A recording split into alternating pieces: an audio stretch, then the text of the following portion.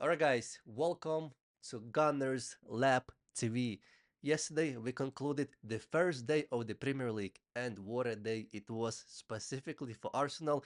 Yes, Arsenal still did not play in 2026, but our rivals did. Specifically, Liverpool nil-nil, and so is Manchester City wasn't able to get a W at Sunderland. Also nil-nil. Yes, I saw the game. However, guys, I wasn't able to record the reaction video. The main reason why, because we still had guests over. I didn't want to be rude, and so here I am. I'm recording, unfortunately, the reaction video one day later. But yes, guys, our rivals losing points in 2026. Arsenal is going to play tomorrow. Arsenal is going to take Bromward, I believe, and I am planning to do a live stream watch alone. So if you guys would like to tune in, you are more than welcome. But let's speak about Sunderland versus Manchester City. The first half, I felt like Sunderland was a better team, and then in the beginning of the second half, Sunderland still was a better team. But then after maybe like 57th minute, Manchester City took the bull by the horns, if you will.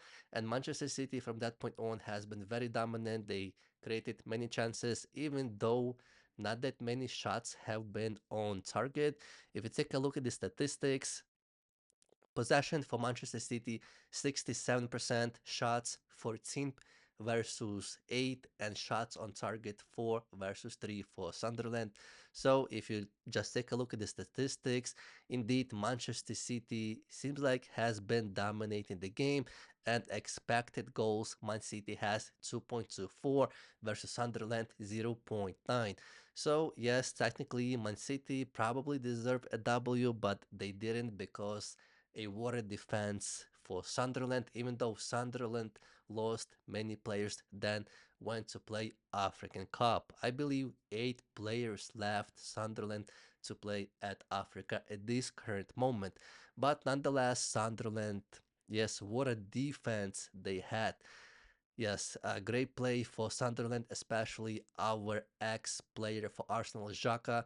Thank you, Xhaka, for not let Manchester City get another W. If they would win, yes, the difference between City and Arsenal would be still 2 points, but now we have a clear 4 points difference, and we are sitting at the top where we have been sitting for many months, almost since the beginning of the season. Even though I think Liverpool has been at the top for maybe a few weeks, and then obviously Arsenal went on top while Liverpool suffered for many games.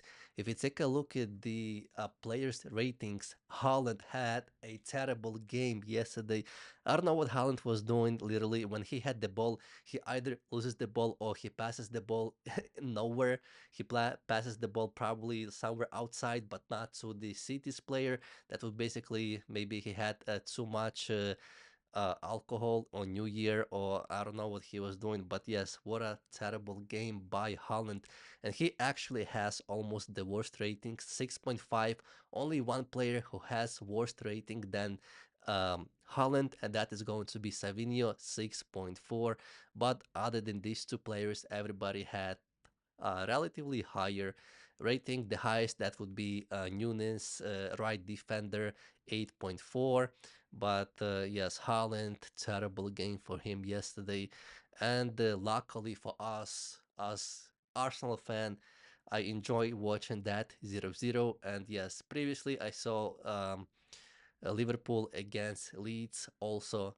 Yeah, I think in England, guys, or Great Britain, you guys say nil-nil. In United States, we say 0. But yes, I'm going to say nil from now on. So nil-nil for City, nil-nil for Liverpool. So what a great start of the year for Liverpool in for Liverpool, for Arsenal in general, even though once again we're still going to play tomorrow. So Arsenal sitting on top at 45 points, Man City 4 points behind now at 41 points.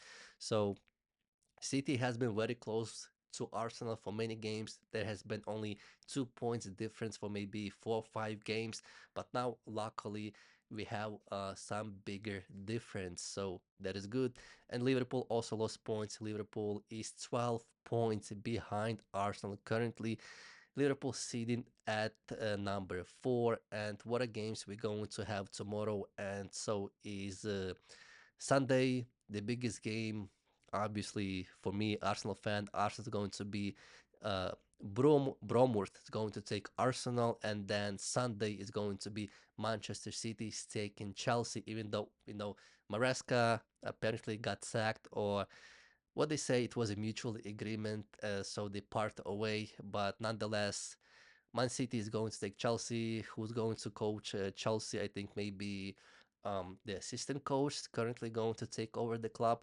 But yes, maybe it could be. I mean, I'm definitely looking forward to this game, but maybe it's going to be a relatively easy win for City because City is still playing very good. They have, I don't know, 11, 12 win streak currently.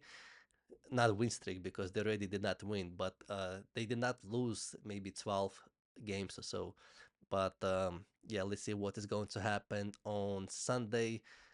So yeah, guys, City once again, City had a draw, Liverpool had a draw. Arsenal is yet to play tomorrow, and hopefully we're going to get a W.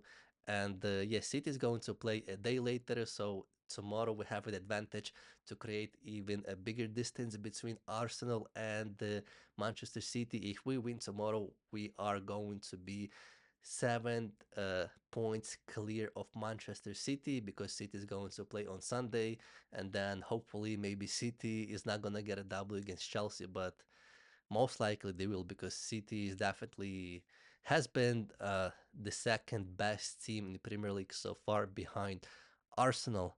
All right, guys, let me know what do you guys think. Where the weekend is going to go. Arsenal, Arsenal versus Bromo tomorrow, and then City versus Chelsea on Sunday. All right, guys, comment below, subscribe, and like this video. Ciao.